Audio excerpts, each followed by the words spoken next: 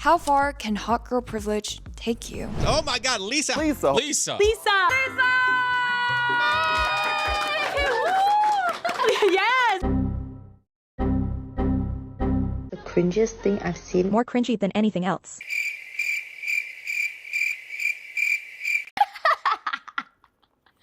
Oh, I would love to say Grammy.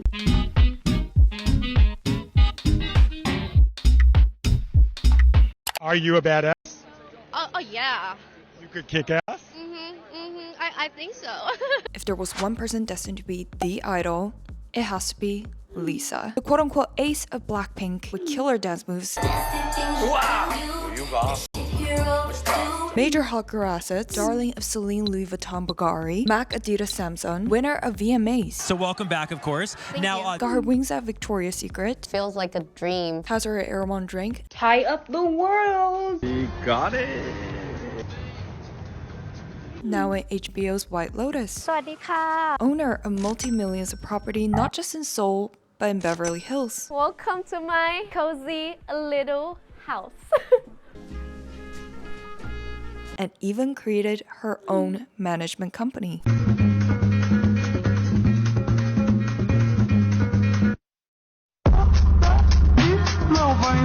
But somehow, there is a way to mess everything up. Quote, "Oh no, this is so corny. I don't think I've ever cringed harder. Make K-pop corny again, I'm living. Bless her, this is so cheesy. This would have done numbers on Tumblr in 2014. Sound like TikToker turned musician."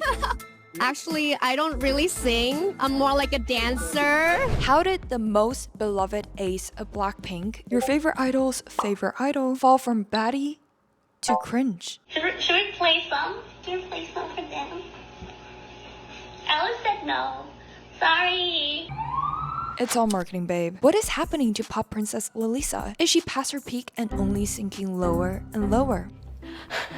Get up and dance. That's a mystery we will uncover today. As your marketing bestie, who graduated top 1% UCLA Business Economics with a background in marketing, we're going to explore how being hot and famous can still fail you if you don't have a strong brand, and how you, yes you, can use simple marketing principles to build a successful brand to help you down your career. Because by brand, I don't just mean slapping your name on an Airwan tee. Voila. Branding is about how your dream college, dream job, dream boyfriend sees you, and yes, you have one. I'm creating the series to analyze pop culture girl icons from a marketing perspective because of the power of influence they have over a generation of young girls. Lisa!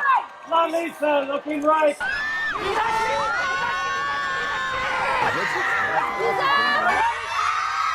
I'm starting an email list, and if you want early access to this exclusive community of trends, insights, deeper dives, make sure you pre-sign up in the link in the description. It's completely free. But what is not free is that moment when you're deep into your work, vibing to your playlist, then bam, you need to switch tabs or open a new window, and suddenly your music stops, your workflow stops. Opera Browser has just solved that problem and took it to a new level. With Opera's floating music player, you can seamlessly enjoy your music without interruptions. Whether you're browsing, working, or doing anything else, your music is still playing in the background. No more pausing tracks just to switch between tabs. It's like having your own soundtrack while you do your thing. And that's just the start. You can also pop out your videos. So if you're watching something while working or browsing, you can keep the video in a floating window while you do your thing. No hassle, just like the music player. The video player stays with you wherever you go. Opera also lets you fully personalize your browser experience with beautiful themes like classic, aurora, or even midsummer. Pick your vibe, customize your browsers, and make it truly yours. It's all about giving you the smoothest, most aesthetic experience while you work and play. So why not level up your browser game? Even better, Opera and Spotify have collaborated, so you can now get 3 months of Spotify Premium absolutely free. Imagine no ads, no interruptions, unlimited skips, and even the ability to download your playlist you can listen to anytime offline. Whether you're at home, at work, on the go, you've got the freedom to listen to anything, anytime. How great is that? Download Opera, head to the sidebar to access Spotify, and claim your 3 months Spotify Premium offer for free. Offer varies by country. Just click the link in the description and get started today. But what was not free were Lisa's 3 branding missteps. God, why would you tell? first, we need to understand how Lalisa was truly the luckiest girl with every single chance to build a billion-dollar empire. Famous. Then it all just stopped. Lisa 1.0 ปราณปริยามโนบาล was born to be an idol. Starting dance at 4, she began competing regularly in Thailand. เต้นร้องเพลงคนเดียวอะไรเงี้ยครับแล้วก็แม่เขาก็เห็นว่าแบบหนูคงชอบเต้น At 13, she impressed the judges so much and became the only one out of 4,000 people to qualify in YG's audition. คือเหมือนแบบเราตั้งใจจดจ่อแบบรอแบบทุกๆวันจนถึง2 เดือนแล้วพอรู้ว่าเขาเรียกเราคนเดียวแบบเฮ้ยมันเป็นไปได้ด้วยเหรอ With her life about to change just like her new legal name, lalisa, meaning the one to be praised. Debuted as Blackpink. The rest is history. For Blackpink's brand of global influence is no news to anyone. Blackpink here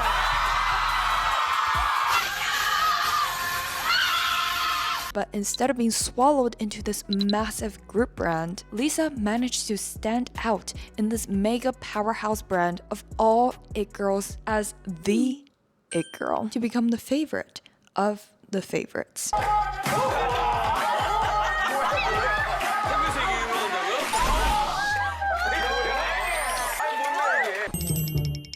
As someone who listened to Blackpink since their debut, I can attest that Lisa stood out to me the most at the get-go. She just had that it girl factor and this insanely confident presence that made girls naturally like her. And then I just got in and then flew over. Yeah. To a country where she couldn't speak the language. With this Lisa magic, it is by no surprise that she is not only the most followed Blackpink member on Instagram, but also the most followed K-pop artist and the most followed K-pop soloist on Spotify. Achieved the most viewed music video in the first 24 hours on YouTube by a solo artist and has the golden touch to turn anything cool. And she was unstoppable. From being chosen by Celine, Louis Vuitton, MAC, Samsung, Adidas to Bulgari, to her Western expansion with collaborations with all the big names, Megan Thee Stallion, Rosalia, DJ Snake, to now Doja Cat. I want to team up with Doja Cat.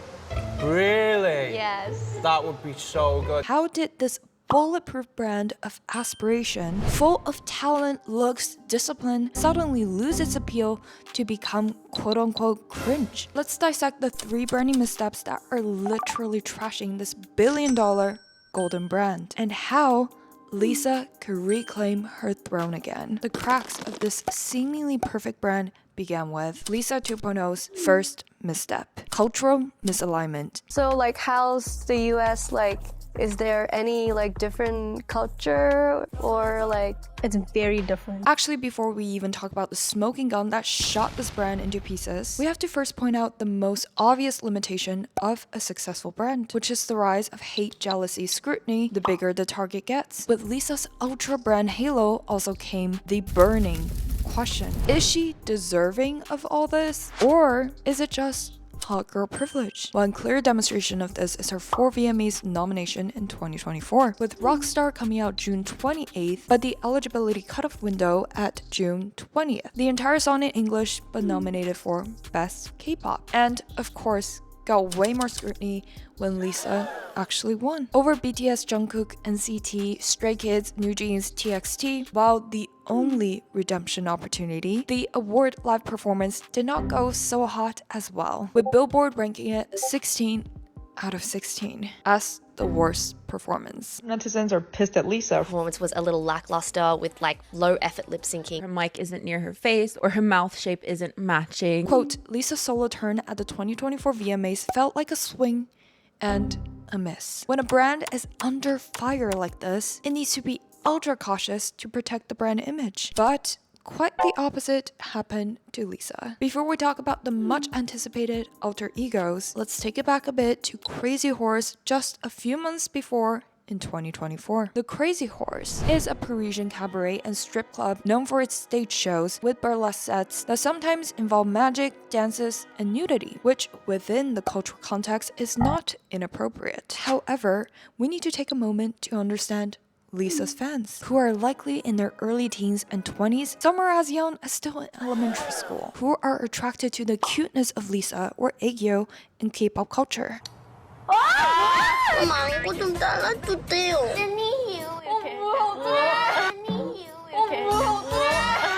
when your cute and wholesome cool big sister suddenly takes on a highly suggestive role that could be misunderstood as quote-unquote promoting sex establishment, it can absolutely be shocking with the feeling of a betray of trust because a brand creates loyalty through consistency. 리사 춤을 정말 잘 춰요? Just like how every time you buy a bag of Oreos, you know exactly what they will taste like. But if one day you bite into a sour one that tastes like vinegar, you'd probably not buy from that brand again. Same with Lisa, especially given how most of her fans come from Asian culture that highly values modesty. This creates a huge brand market mismatch, where for the first time, her massive global fan base sees a misalignment of value that shattered the super halo of an idol. Don't get me wrong, Lisa is a natural performer and killed the Crazy Horse performance. It may have made headlines, the Western audience may have cheered, but it created a huge brand dissonance. Another extreme example of this is JoJo with the Bobo. Being the influencer for 8-year-old children for over 10 years, suddenly started her karma era doing all questionable things, such as swearing, carrying X-rated toys, and being drunk. I'm drunk as fuck right now. Instead of easing the audience into a rebranded persona, thus leading to misstep number 2, fandom fracture. Growing up? Please, like, he's my friend. Unlike other soloists who carefully maintain fan unity post-group activities, Lisa's decisions, whether intentional or not, led to a split. Some Blinks felt that Lisa was moving too fast towards the Western market, neglecting the core fandom that originally propelled her to success.